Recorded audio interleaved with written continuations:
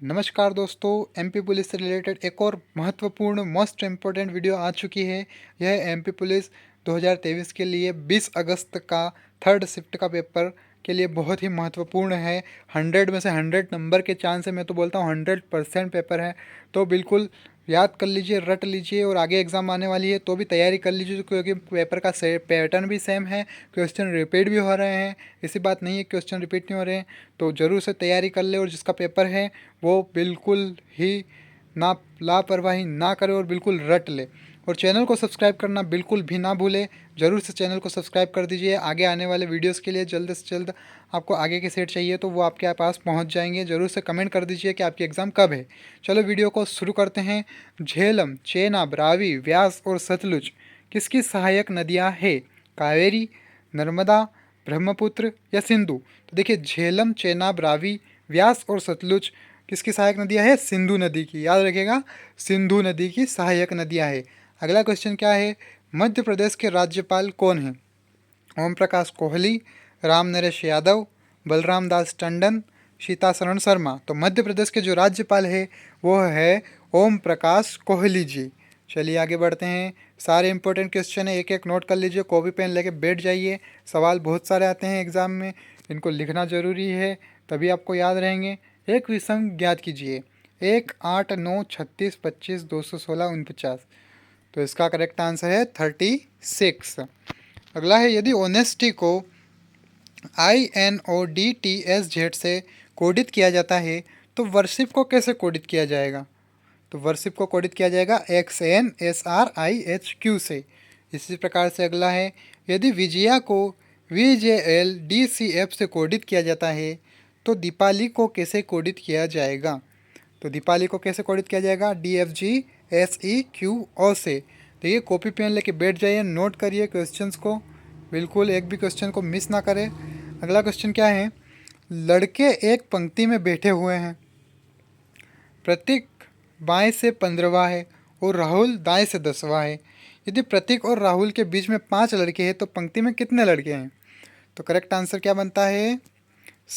30। देखिए, सारे question easy है, सोच समझ कर जवाब दोगे तो बिल्कुल इजी है, लिख कर नोट करके समझिए, बिल्कुल इजी हो जाएगा। मध्य प्रदेश में बैंक नोट मुद्रणालय प्रिंटिंग कहाँ है? उज्जैन में है, नेपानगर में है, होशंगाबाद में है या देवास में है?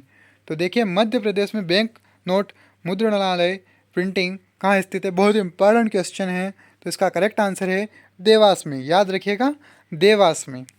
अगला है, वह राष्ट्रपति कौन है जिनका सबसे लंबी अवधि का कार्यकाल रहा? बहुत ही इम्पोर्टेंट है, सारे एग्ज़ाम के लिए बहुत इम्पोर्टेंट है, सारे स्टेट के लिए इम्पोर्टेंट है। वह राष्ट्रपति कौन है जिनका सबसे लंबी अवधि का कार्यकाल रहा है? राजेंद्र प्रसाद, जाकिर हुसैन, एस राधाकृष्णन या हामिद अंसारी? तो वह राष्ट्रपति कौन जिसका सबसे लंबी अवधि का कार्यकाल रहा? तो वह है डॉक्टर राजेंद्र प्रसाद। अगला है, सेबी का अध्यक्ष कौन है? सेबी का अध्यक्ष कौन है? तो देखिए, करेक्ट आंसर देखते हैं, अजय त्यागी। उसी प्रकार से अगला क्वेश्चन है, जनसंख्या के आधार पर मध्य प्रदेश का सबसे बड़ा शहर कौन सा है? देखिए, बहुत ही ईजी है, बहुत सारे वीडियो में आया है ये क्वेश्चन। हम जब से एमपी पुलिस की वीडियो बना रहे तब से आ रहा है क्वेश्चन, और मैं बार बार बोलता रहा हूँ कि बहुत महत्वपूर्ण है। और देखिए, एग्ज़ाम में भी आ रहा है, बार बार आ रहा है। जनसंख्या के आधार पर सबसे बड़ा शहर है, वह है इंदौर। याद रखिएगा, इंदौर। अगला है, भारत में कितनी अनुसूचित भाषाएं मान्यता प्राप्त है?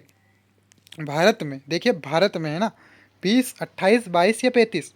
तो मान्यता प्राप्त भाषा है 22। अगला है, निम्नलिखित में से मध्य प्रदेश का कौन सा क्षेत्र मध्य प्रदेश में नहीं है? कौन सा क्षेत्र मध्य प्रदेश में नहीं है? बघेलखंड, महाकौशल, मालवा, छोटा नागपुर?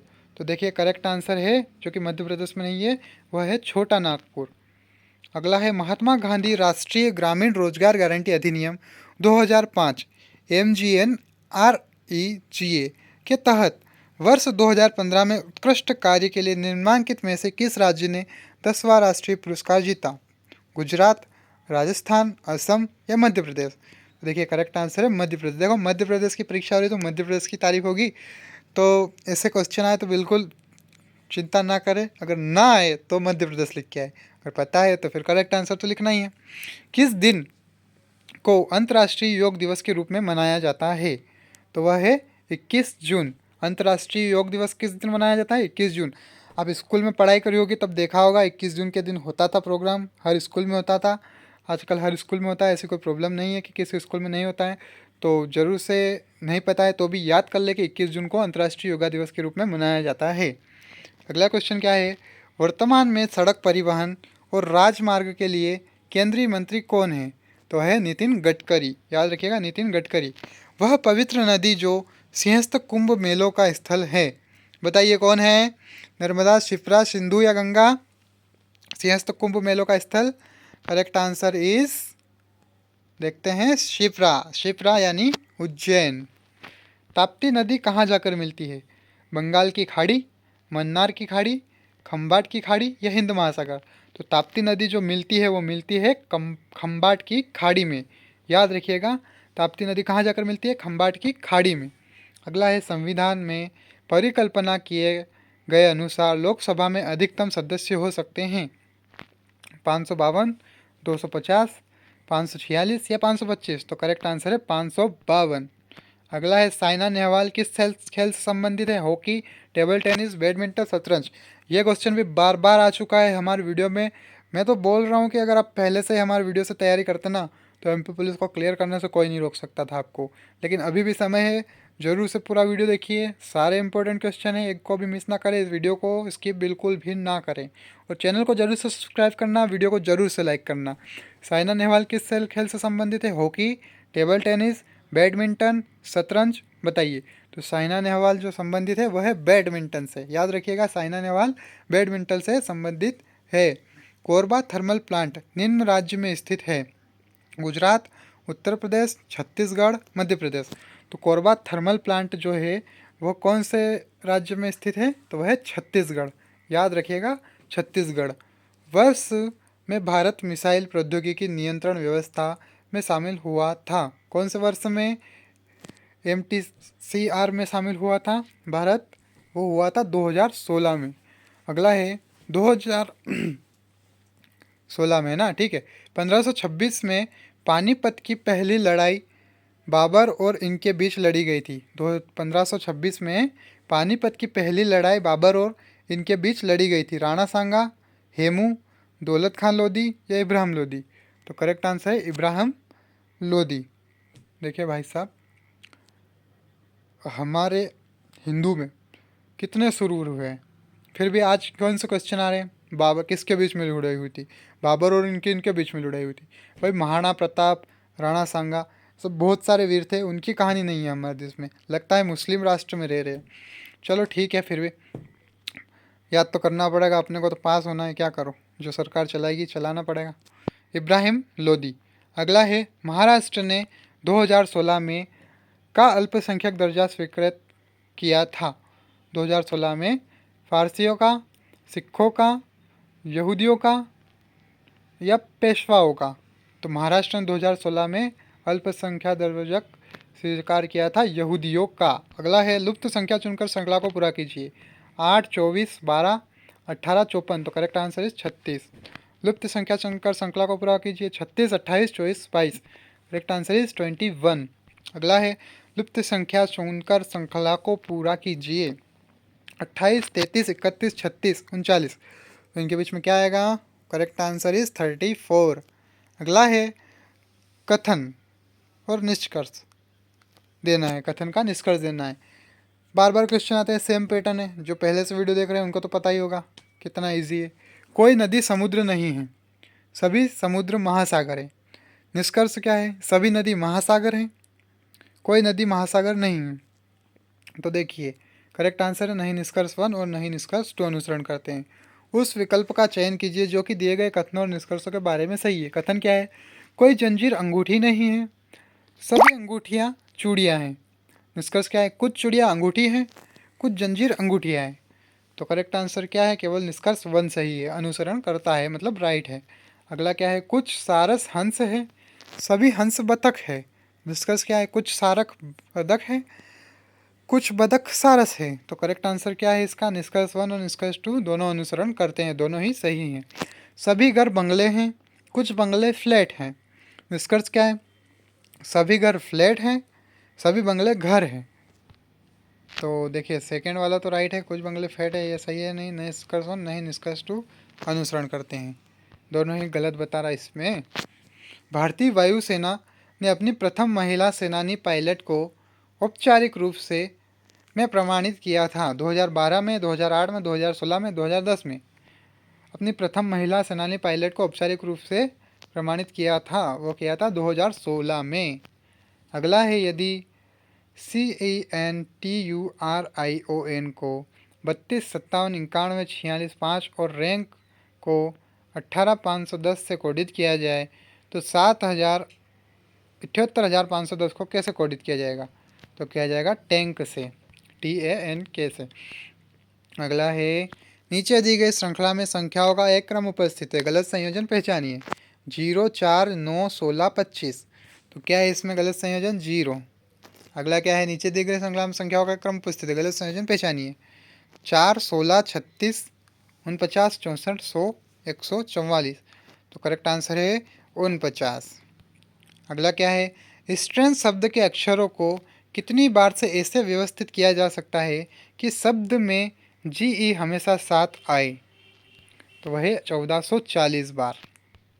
अगला क्वेश्चन है, लुप्त अक्षरों को चुनकर श्रृंखला को पूरा कीजिए। तो इसका करेक्ट आंसर है BCAA। अगला है, एक खास कोड भाषा में गॉड इज ग्रेट को सेला सोजा शेष लिखा जाता है और ओ माय गॉड को के सोका सोजा लिखा जाता है। तो गॉड को कैसे कोडित किया जाएगा? बताइए, गॉड को कैसे कोडित किया जाएगा?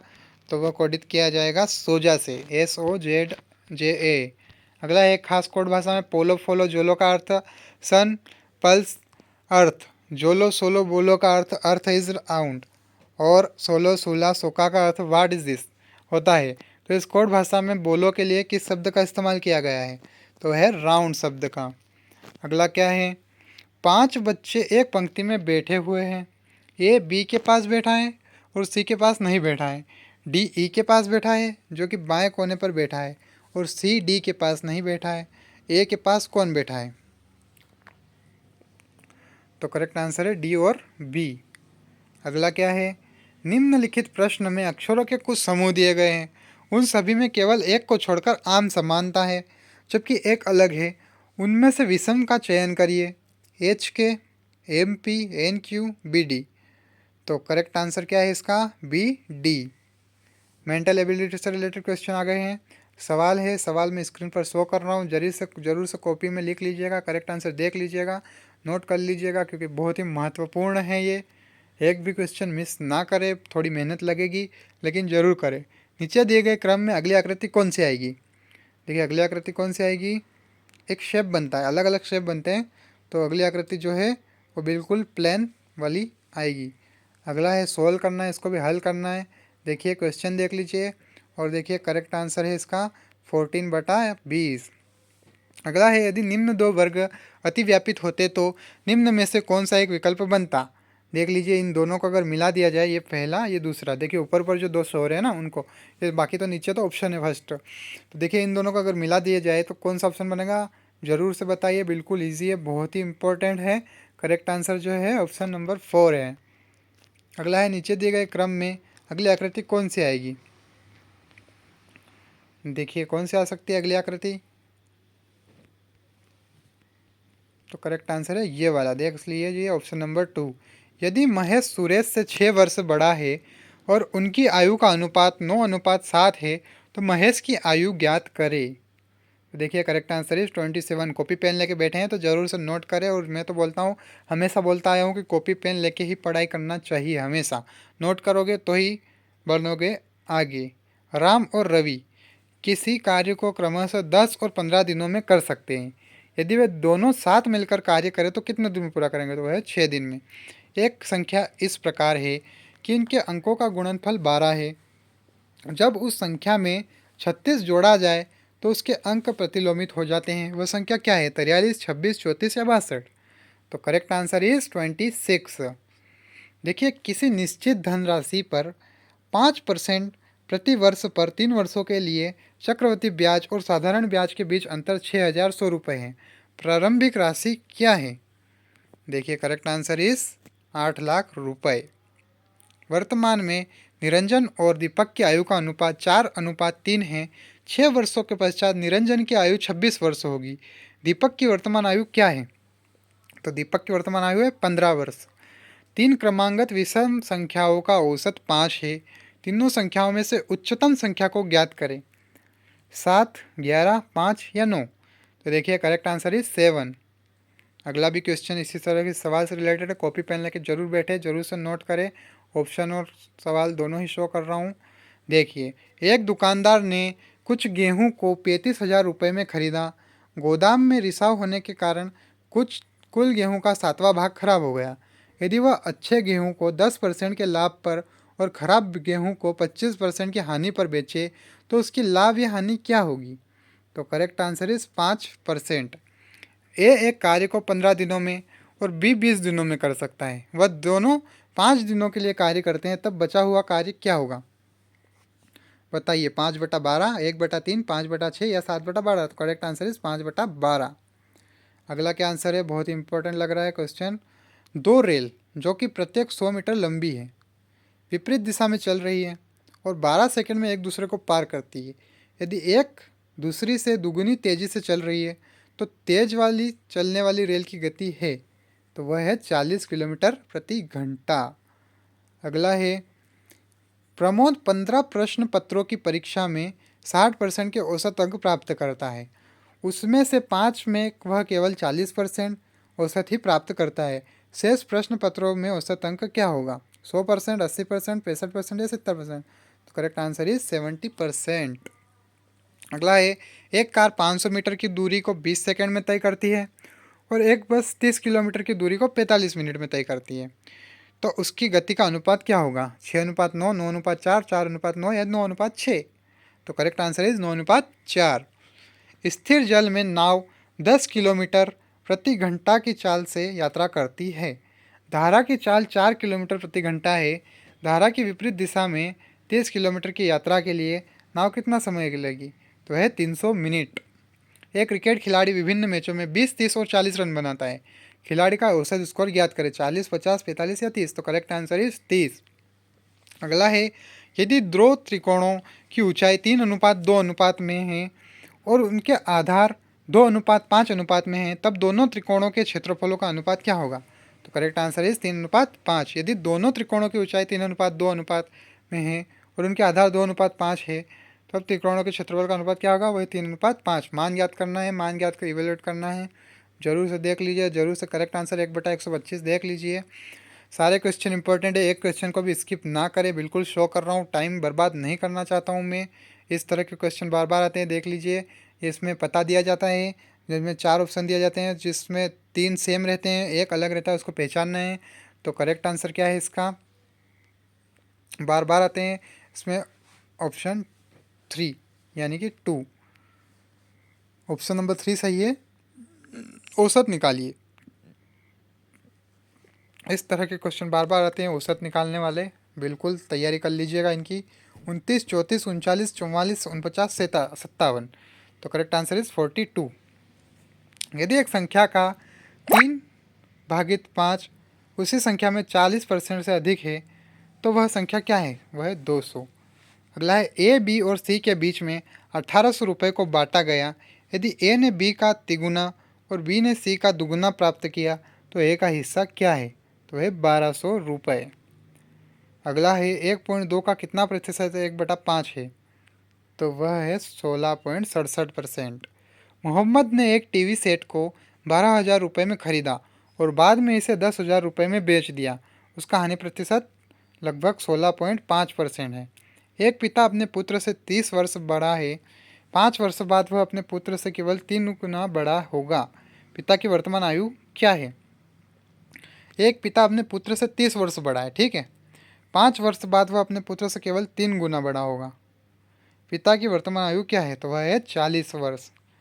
अगला है, यदि एक संख्या का 75% 75 में जोड़ा जाता है तो परिणाम वही संख्या होती है। उस संख्या को ज्ञात करें। करेक्ट आंसर है 300। साइंस से रिलेटेड क्वेश्चन आ चुके हैं।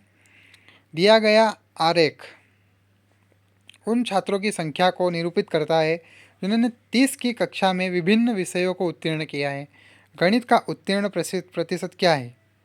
देखिए बिल्कुल ईजी है, इससे ईजी कुछ नहीं हो सकता है। बताइए, मैथमेटिक्स गणित का प्रतिशत क्या है? 50 है, 45 है, 40 है या 35 है? तो क्या है? Correct answer is 50।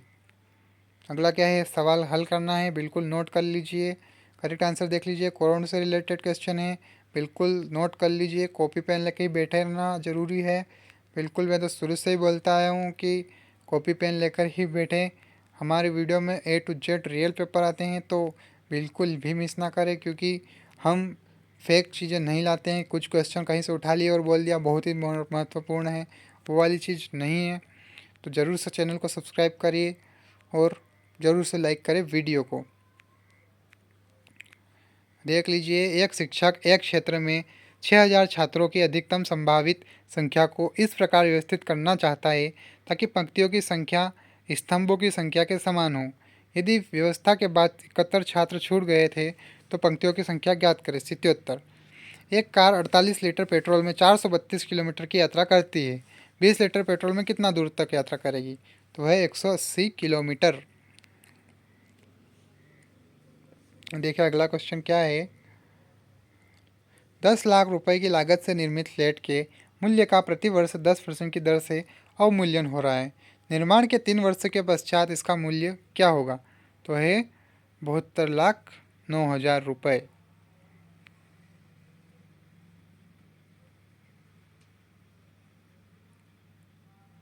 सॉरी 7,29,000 रुपये, क्योंकि इसमें 10% की दर से अवमूल्यन हो रहा है। अगला है, एक समलंब की समानांतर भुजाएं x+3 और 2x+7 के समान हैं और उसकी ऊंचाई 18 सेंटीमीटर है। उस समलंब का क्षेत्रफल 144 सेंटीमीटर घनमूल है वर्गमूल है। उसकी समानांतर भुजाओं का अंतर क्या है? वह 6 सेंटीमीटर। निम्नलिखित में किसके नाभिकीय संलयन की प्रक्रिया से गुजरने की संभावना है? थोरियम, क्रिप्टॉन, ड्यूटेरियम या यूरेनियम? तो नाभिकीय संलयन की प्रक्रिया से गुजरने की संभावना से है, वह है ड्यूटेरियम की। वे वस्तुएं जो अपना प्रकाश स्वयं उत्सर्जित करती है क्या कहलाती है? अलंकृत वस्तुएं, परावर्ती वस्तुएं, अपारदर्शी वस्तुएं या दीप्त वस्तुएं? याद रखिएगा, वे वस्तुएं जो अपना प्रकाश स्वयं उत्सर्जित करती है वह कहलाती है दीप्त वस्तुएं। दीप्त वस्तुएं।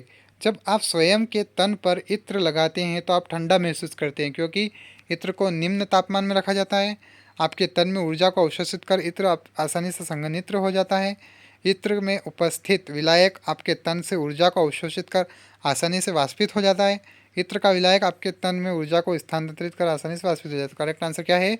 इत्र में उपस्थित विलायक आपके तन में ऊर्जा को अवशोषित कर आसानी से वाष्पित हो जाता है। अगला है, कोशिका के भीतर की छोटी संरचनाएं जो एक साथ कार्य करती है कहलाती है।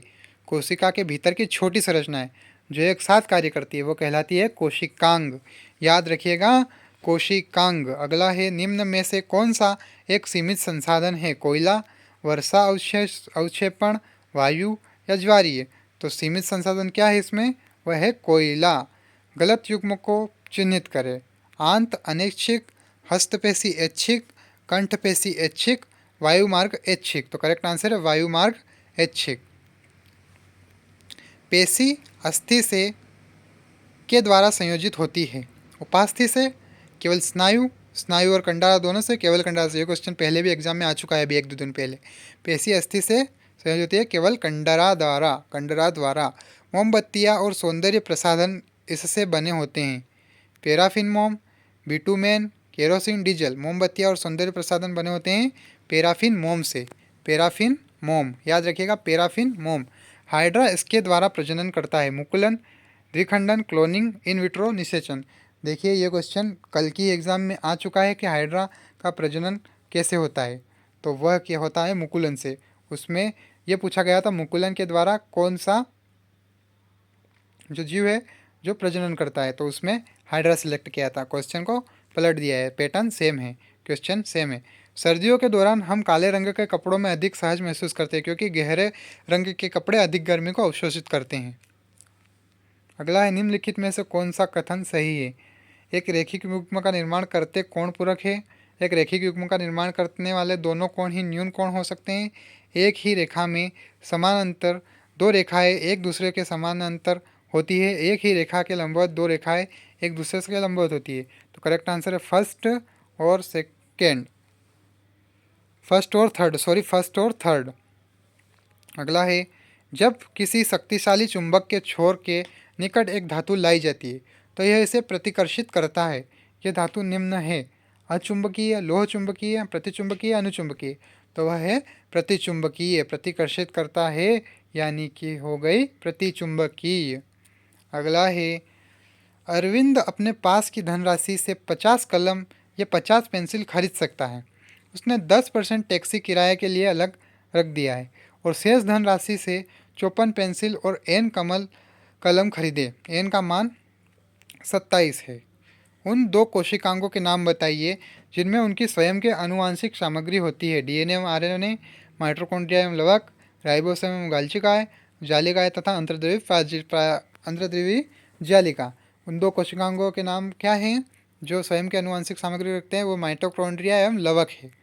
निम्न वर्णित अनावृत बीजी के बारे में विशेषताओं में से एक गलत है, उनकी पहचान करिए। तो वह इनमें से रंगीन फूल आते हैं, वह गलत है ये। श्वसन के दौरान O2 अंदर ली जाती है और CO2 मुक्त की जाती है। ऑक्सीजन ली जाती है हमारे मनुष्य के श्वसन में और कार्बन डाइऑक्साइड निर्मुक्त की जाती है। इस विनिमय में यह भौतिक प्रक्रम मदद करता है। कौन सा? विसरण। याद रखिएगा, विसरण। भौतिक प्रक्रम जो मदद करता है वो कहलाता है विसरण।